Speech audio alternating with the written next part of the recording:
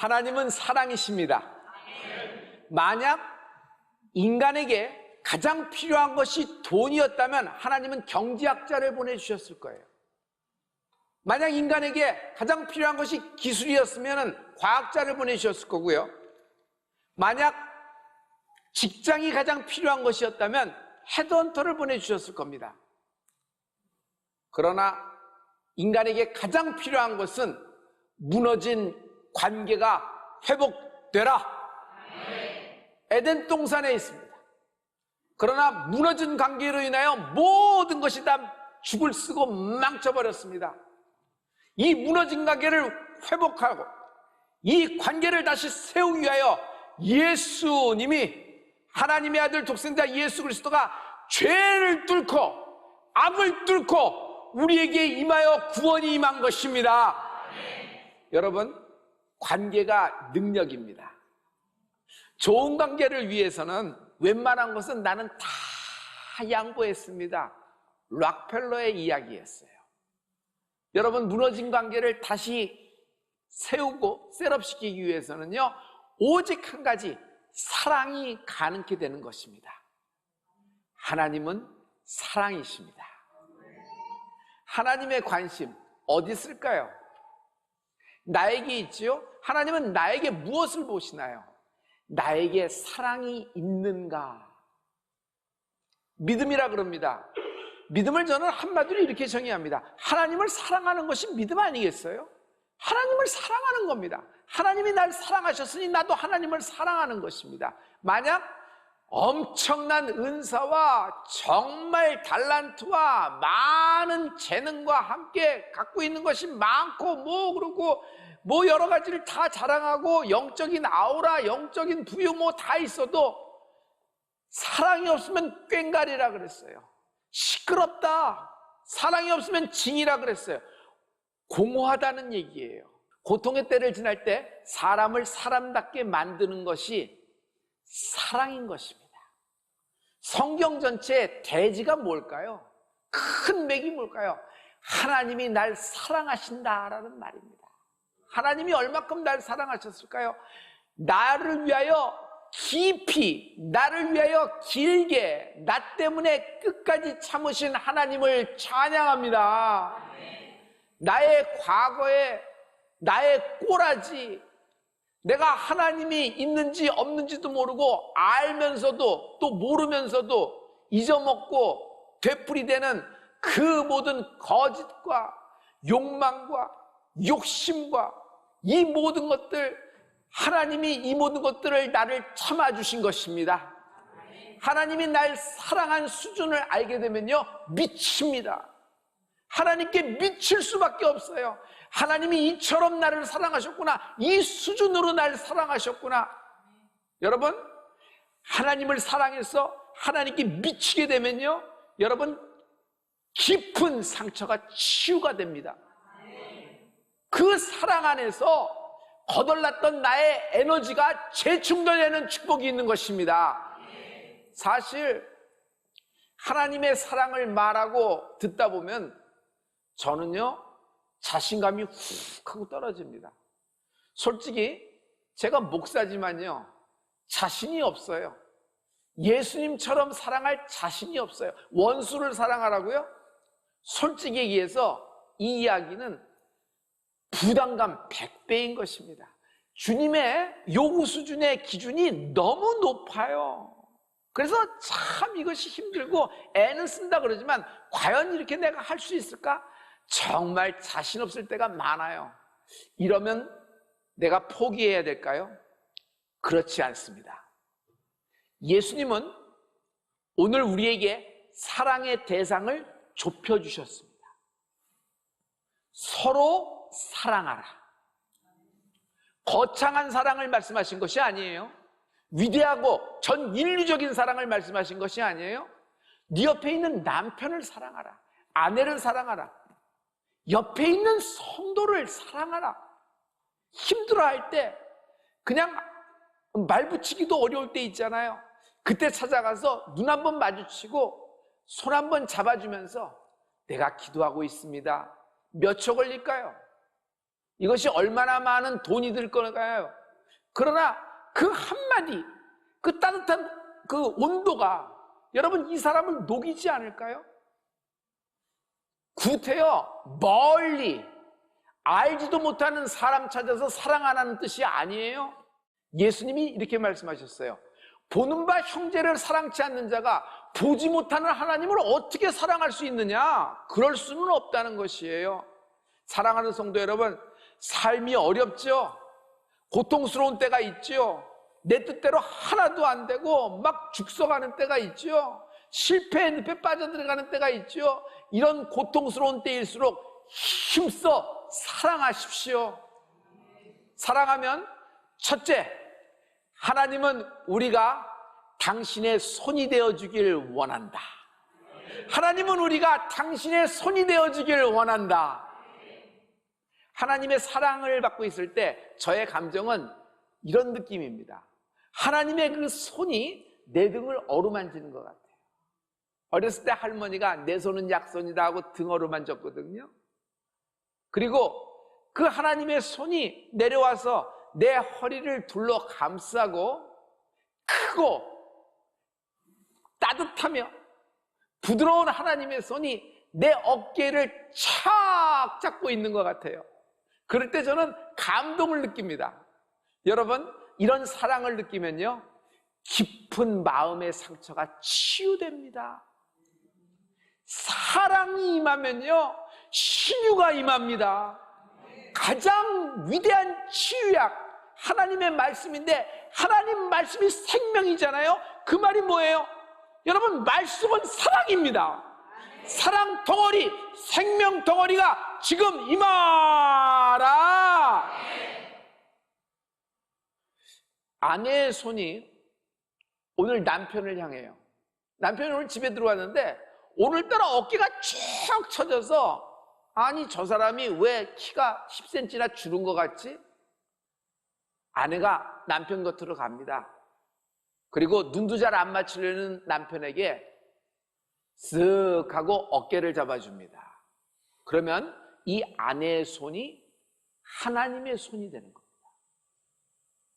아내가 오늘따라 불안정한 것 같아요. 불안하고 막 초조해서, 아 이거 어떡하지?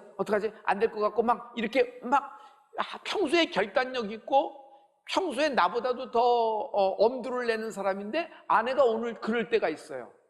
그럴 때 남편이 아내 옆에 가서 자기의 손으로 아내의 허리를 한번 감싸줍니다.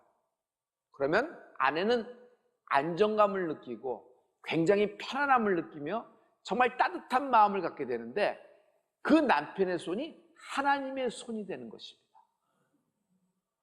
여러분, 우리가 강청 기도를 하죠.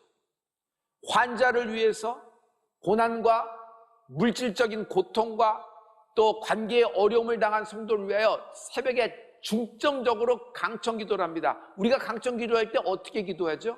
예수님, 우리가 강청하며 이 성도를 위하여 기도합니다. 하나님, 지금 하늘에서 예수님의 피 묻은 전능한 손이 내려와 직접 이 환자를, 이 어려움을 겪고 있는 이 성도를 만져주시옵소서. 여러분, 우리의 기도가 하나님의 손이 되는 것입니다. 우리의 기도가 하나님의 손이 되는 것입니다. 둘째, 사랑하면 주소가 같아진다. 90년대 초반에 미국으로 갔습니다. 처음에는 이렇게 쭉 지나는데 아이가 초등학교 입학할 때가 됐어요. 여러분, 미국에서는 초등학교 입학할 때 가장 중요한 것이 주소입니다. 그 주소지에 따라서 스쿨 디스트릭트, 학군이 정해지죠. 만약 주소가 없으면요, 학교에 입학할 수가 없어요. 해외여행을 갈 때, 다른 나라에 입국할 때 여러분 쓰는 거 있죠. 거기에 뭘 기입하죠?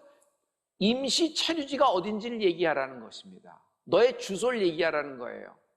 5일 있겠다. 그럼 5일 동안 어느 호텔에 있겠다고 적든지, 아니면 친구 집이면 친구 집의 전화와 주소지를 적으라고 합니다. 그래야지 입국이 되는 것입니다. 여러분, 정착이 되었다라는 삶은 뭐죠? 1년에 10번 주소지가 바뀌고 이사를 다니면 정착된 삶은 아니죠. 아이가 어떻게 공부를 해요? 친구가 하나도 없고 그리고 매일 전학 가기 때문에 공부를 다 따라잡을 수가 없어요. 나중에는 이 아이가 나는 어느 초등학교 나왔는지 기억도 못해요. 하도 옮겨 다녀서 10번이나 옮겨 다녀서 안정감이 없는 겁니다.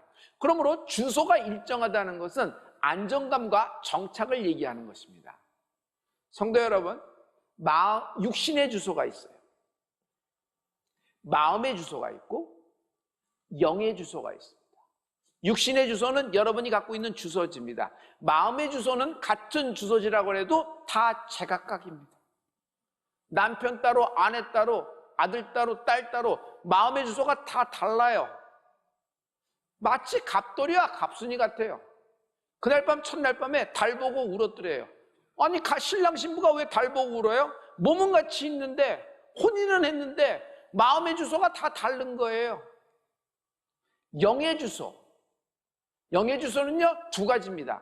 세상 나라가 있고 하늘나라가 있는 것입니다. 여러분, 우리는 이 땅에 발붙이고 이 땅에 살고 있지만 우리의 시민권은 하늘에 있는지라. 우리의 집은 하나님의 나라입니다. 이 땅에 사는 동안에 반드시 인생은 주소가 바뀌어야 됩니다. 이 땅에 사는 동안에 바뀌어야 되는 것입니다. 어디로 바뀌어야 될까요? 예수님 안으로, 예수님 안으로 하나님의 나라로 옮겨지는 축복이 있을지어다.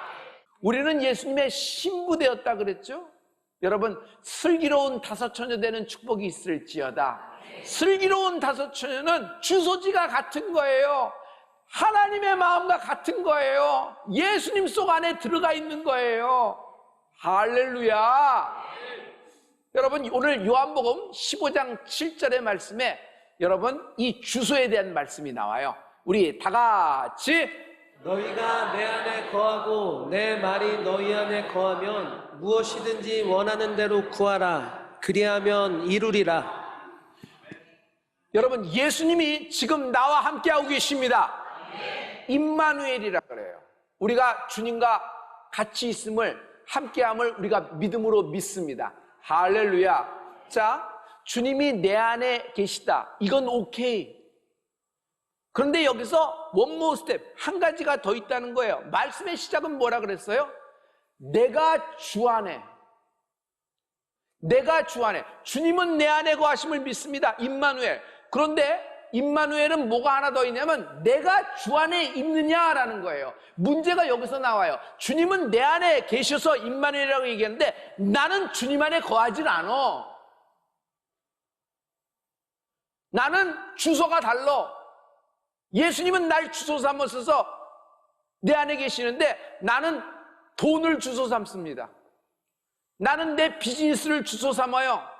나는 내 직장을 주소 삼고 나는 내 실력과 내 머리의 지능을, 지혜를 주소 삼고 나의 경험을 주소 삼아요.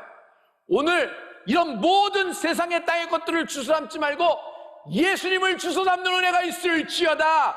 예수님을 주소 삼을 때 예수님의 주소가 뭔지 아세요? 그 주소는 진리의 주소, 생명의 주소, 그 주소에는 사랑의 주소. 그러므로 생명이 임한 은혜가 있을지어다. 오직 예수님 안에서만 인정되는 거예요. 마지막 날 하나님 앞에 섰을 때 하나님의 모든 결산은 오직 예수 안에서만 인정되는 것입니다. 예수님 외에 다른 곳으로 주소 삼는 것이 실패예요. 예수님 외에 다른 곳으로 주소 삼는 것이 망령된 인생이 된단 말이에요. 사도 바울은 자기의 주소를 얘기했어요. 우리의 모든 시민권은 하늘에 있는지라. 자기는 하늘나라 시민권자라는 얘기입니다. 그러니 이 땅에서 살면 자기는 나그네라고 얘기합니다. 여러분, 세상을 현재의 주소 삼지 마십시오. 예수님과 같은 주소를 가진 사람들은 교회를 향하고 있어요. 그래서 교회 주변에 하나님 우리 장막에 털을 내려 주시옵소서. 그래서 성전에 들면하며 기도하며 하나님 내가 새벽에 나가며 어떤 일이 있을 때 그 성도를 위하여 강청 기도를 할 수 있도록 하나님 성전 주변에 자리 잡게 하시옵소서. 할렐루야. 아브라함은 창세기의 사람이에요. 그런데 창세기 때의 사람이 아브라함이 여러분 신약에서 자기의 주소를 얘기하고 있어요.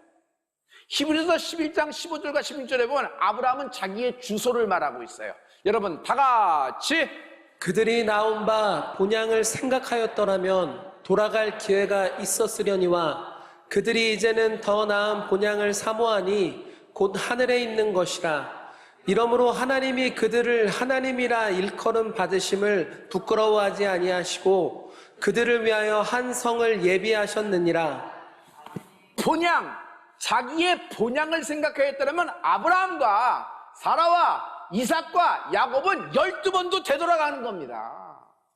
고향 그리워서 가는 겁니다. 얼마나 생각나겠어요? 갈대아 우르가 자기 놀던 곳, 자기 친척이 다 있는 곳 보고 싶은 어릴 적 동무가 있고 친척들 아직 친족들이 있고 자기 집성촌인데 글로 가고 싶은 건 연어처럼 그쪽에서 빨아들이는 거예요. 근데 아브라함이 뭔지 아세요? 아브라함은 그가 빨아들이는 것을 쫓아가지 않습니다. 아브라함은 더 좋은 본향이 있다는 걸 알았어요. 아브라함의 믿음이 뭔지 아세요? 내 주소는 내가 본향이 아니라 더 좋은 본향이 있다. 더 좋은 본향을 향하여 뚜벅뚜벅 걸어가는 아브라함과 이삭과 야곱과 요셉과 모든 사람들을 보고 믿음의 사람을 보고 하나님은 그를 위하여 아름다운 성 주님이 예비한 한 성을 예비하셨다. 여러분 주님이 우리를 같은 식구, 같은 가족, 하나님의 상속자 예수님과 함께한 상속자로 우리를 선택해 주신 것입니다. 오순절날 약속한 바 성령이 하늘에서 임하셨습니다. 여러분 질문해 볼게요. 무슨 다락방에 임했죠? 마가다락방이에요. 하늘에 계신 성령 하나님이 그냥 쭉 하고 이 지상에 임하셨는데 마가다락방에 임했어요. 그럼 성령님의 주소가 마가다락방입니까? 아니면 우리의 심령입니까? 120문도 각 심령에 임한 거예요. 마가다락방이라는 건물 그 공간에 임한 것이 아니라 120명 끝까지 예루살렘을 떠나지 않고 전심으로 기도하라는 말씀과 함께 예수님의 명령을 주소 삼았어요. 그래서 끝까지 기도하는 그 심령들에게 임마누엘 되신 하나님을 찬양합니다. 예수님이 이렇게 말씀하셨습니다. 너희 모두가 성전이라는 거예요. 우리는 순례해서 예루살렘으로 가야 돼. 예루살렘 성전으로 가야 돼. 그래서 하나님은 지성소에 그 중에서도 법궤 안에 계시다 생각하고 막 예배를 드렸는데 예수님이 말씀하셨어요. 너희가 성전이라는 거예요. 내가 너희를 성전 삼는다는 거예요. 자, 예수님이 성령으로 말미암아 성령 하나님이 우리 안에 임하셨습니다. 할렐루야, 할렐루야. 그런데 한 가지 더, 우리는 어떻게 예수님 안으로 들어가나요? 어떻게 주소 삼나요? 순종할 때 예수님 안으로 들어가게 된다. 순종할 때 예수님 안으로 들어가게 된다. 할렐루야. 여러분, 하나님이 나와 함께 해서 이걸 믿어요. 임마누엘 믿고 자기 뜻대로 해요. 자기가 옳다는 것을 하나님의 뜻이라고 생각하고 막 퍼뜨리면서 막 해요. 굉장히 혼돈을 갖고 오고 혼란을 갖고 옵니다. 이 사람 주변이 다 엎치락뒤치락이에요. 보세요. 열매가 없어요. 결과가 안 좋아요. 끝이 안 좋아요. 왜 그럴까요? 허탄해요. 허탄해. 왜 허탄한 줄 알아요? 주님은 함께 하시는데 자기는 예수님 안으로 안 들어가. 자기는 예수님 안에 안 들어가. 자기는 들어갔다고 생각하는데 인앤아웃이에요. 인앤아웃 버거처럼 왔다 갔다. 언제는 나와 있는데 들어간 거라고 착각하면서 얘기해요. 그래서 자기 생각, 자기 뜻, 자기 결산, 자기 계산대로 하는 거예요. 이게 하나님의 뜻이라고 우기면서 합니다. 아무도 고칠 수가 없어요. 왜 그렇게 혼돈이 될까요? 미혹되는 겁니다. 미혹되는 겁니다. 여러분, 예수님 안으로 들어가는 은혜가 있을지어다. 노아가 그 홍수 속에서 전 인류가 쓸려내가는, 모든 생물이 쓸려내가는 그 대홍수에서 살 수 있었던 건 딱 한 가지 이유예요. 하나님의 명령을 자기 주소 삼았기 때문이다.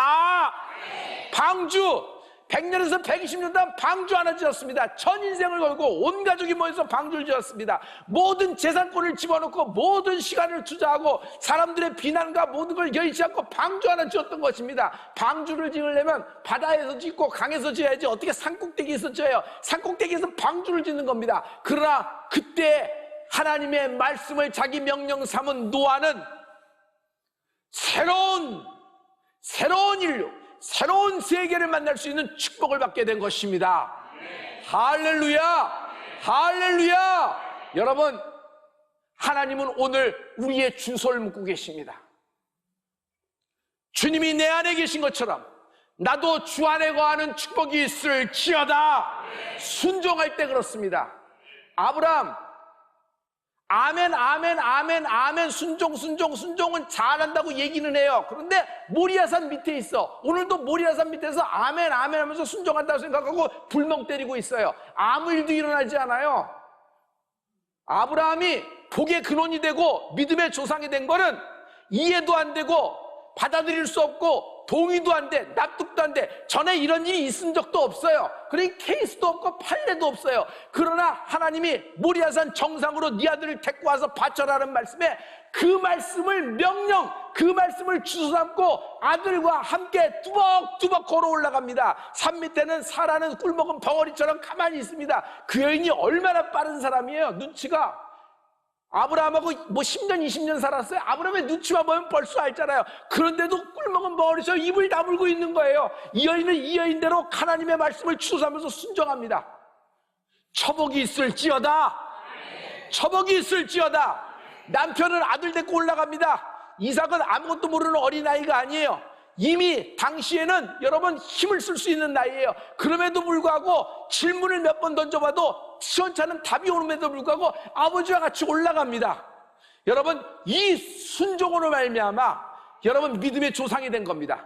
여러분, the obedience always better than service. 순종이 언제나 제사보다 낫고 어떤 경우라도 생각해보고 글 읽고 엉덩이로 깔고 뭉개서 세월 보내지 말고 하나님이 말씀하셨을 때, 하나님이 내게 원하셨을 때가 때가 되는 은혜가 있을지어다. 중요한 것은 기회가 오는 것이 아니라 기회를 잡는 거예요. 잡는 거. 그렇지 않아요? 많은 기회가 왔지만 여러분 하나님의 주신 기회를 잡는 은혜가 있을지어다. 나는 보기 좋게 첫 번째 기회는 놓쳐버렸어요. 그러나 하나님이 나에게 두 번째 주신 기회가 있어요. 나는 그 기회를 잡은 결과, 믿음으로 잡은 결과 하나님이 내 인생을 살려주신 것입니다. 당신도 살 수 있다. 당신도 사워질 수 있다. 여러분, 하나님과 나와 동거함을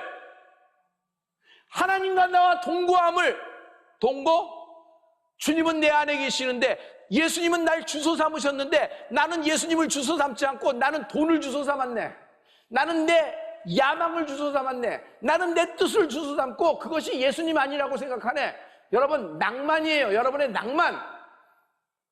오늘 여러분 예수님을 주소 삼아 예수님 안으로 순종함으로 들어가는 은혜가 있을지어다. 우리의 과거의 주소를 얘기할게요. 나의 모든 과거의 주소는 골고다였습니다. 이제 내 모든 과거는 다 지워졌고 골고다가 나의 주소가 되었고 나의 현재의 주소도 골고다입니다. 나의 미래의 주소는 하나님이 나를 위하여 예비한 한 성, 더 나은 더 좋은 본향이 나를 기다리고 있다. 성도여, 지금 고통스럽고 지금 어려움을 겪고 지금 시험과 환난과 역경과 질병 중에 있더라도 여러분 절대로 포기하지 말라. 하나님은 우리를 위하여 길을 열고 계시다. 아무리 죽음의 그림자가 어늘어늘하더라도 하나님은 살리시는 분이시다. 하나님은 당신을 살리실 것입니다. 다윗의 위대한 고백, 시편 118편 17절과 18절, 나는 죽지 않고 살아서 여호와께서 내게 행한 기이한 행적을 선포하리로다. 나는 죽지 않고 살아서 복음을 전하리이다. 나는 죽지 않고 살아서 간증하며 살겠나이다. 이런 고백이 있는 여러분 되길 예수 그리스도로 축원합니다.